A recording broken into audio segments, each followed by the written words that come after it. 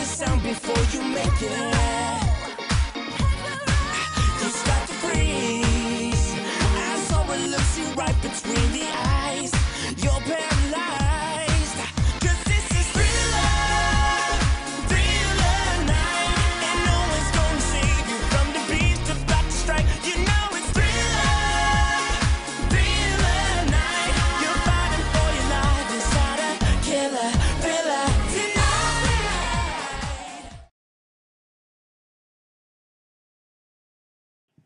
So I'm back. I survived the day amazingly. I'm not sure how it happened. I had a very interesting challenge.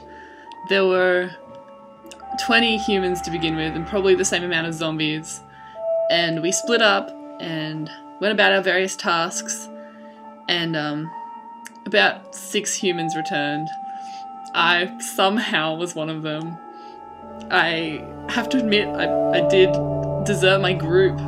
They weren't listening to me. I had a man on the inside. Scott was already safe and he was telling me which way the zombies were running. So I was like, well, we should go the other way, but they wouldn't listen to me. So David and I went a little gung-ho and went off on our own. It was a gamble, leaving the safety of the group. And unfortunately, just as we were coming back in, David got eaten. It was a horrific sight. And it was really completely unfair as well, because we were never told that the original zombie doesn't have to wear a bandana. So David thought this guy was a human, and then he tagged him, and that was it for David, unfortunately. So now there are 70 humans and 49 zombies out there. I am about to go out and brave Halloween, wearing my bandana. I have to say, meeting the other humans and walking around as a group and experiencing it a little bit, it's given me a big boost of confidence. Hopefully I won't overstep my bounds. I'm no longer paralyzed with fear like I was before. Anyway, I'm gonna go out now. There's Little Red Riding Hood, and I think there's worse things than wolves out there tonight. It's gonna be interesting. I've got my basket, and inside I have my sock balls. I'm ready. So, end of the first mission, and it looks like in hindsight I left some rather ingenious foreshadowing in the first part of this video. You know how I said I'd never get turned into a zombie on my birthday? Well, it looks like Karma wants to kick me in the teeth. So, you know, that happened. I'm now officially a member of the Undead Expatriates. The only one at the moment. The rest of the internationals thankfully are safe. Elise and Scott are safe, and most of my friends are still alive. As far as I know, they survived the day mission quite well. It makes me think I should have applied for that one, perhaps. Unfortunately, it seems that whichever particular medium this infection is working through is slow acting at best. I've given myself a scan and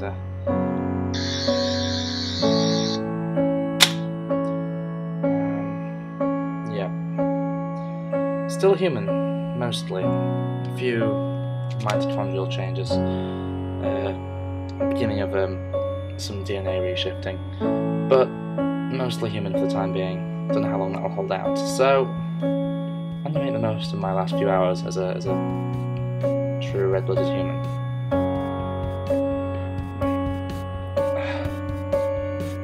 So yeah, delivered the packages. Did quite well actually. They didn't see a single zombie, or at least they didn't see us. Going back down, had to meet at Stillwell to get them signed off to prove that we actually had got them. And that was all well and good. Did it, and then we set off back. Now this is, I think, is where everything started to go downhill. See, my spider sense was yelling at me, saying not to go down the route they were suggesting. There was too many of us and too open, and it wasn't going to work. The route I came over was fine.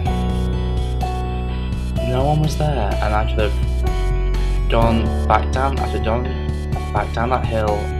Yes, it was not exactly a people-friendly hill. I don't think it took very kindly to my presence, and it threw me off a little bit. So, literally threw me off.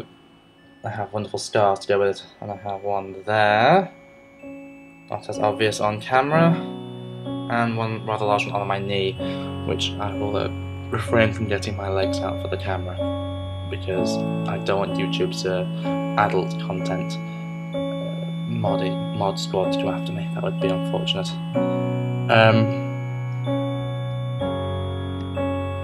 So we followed the group back, as you saw. Me and Elise split off, thinking we'd found a safe route, and really, in all honesty, we had, were it not for one little complication which we hadn't been informed of. And this is where, once again, I'm confirmed in the belief that my karma's not so good, either from this life or a past life. I'm not sure. If it's past life, I'm not entirely sure who I was in a past life to merit this, but well, there we go. The mysteries of the cosmos. So we were coming round the corner of Ramsey, and there was no one there. There was no one watching the entrance we came down. We were running down these stairs, and a man suddenly appears behind me. Fortunately, he's not wearing a bandana. There's no spot of yellow on him, and he's in this sort of sex offendery kind of trench coat thing. So I have two different reactions running through my head. I have my zombie fight versus flight reaction. Do I throw a sock ball at him, or do I run like the fucking wind? Or my normal human bad guy fight or flight, do I run like the wind, or do I break his nose, trying to slow him down? And see, this kind of highlights a problem, perhaps. They didn't inform us of the rules, this singular rule beforehand, that the original zombie, the Patient Zero, who was this guy, doesn't wear a bandana, at least not in the initial stages of the game, which meant that if my latter form of thought had gone through my head and actually been fully actualized, he could have ended up with a broken nose, or something similar, and that would have put kind of a damper on the evening. So, oh well, looks like bad planning's a bit universal. Thankfully, by the looks of it, I did manage to slow him down enough so Elise could get on the safe zone. So I'm going to take solace in the fact that I got to have a big damn heroes moment. That's it! Where's the guy there just in the nick of time? What does that make us? Big damn heroes, sir! Think we got Dramatic self-sacrifice for the win. Sorry. Hang on.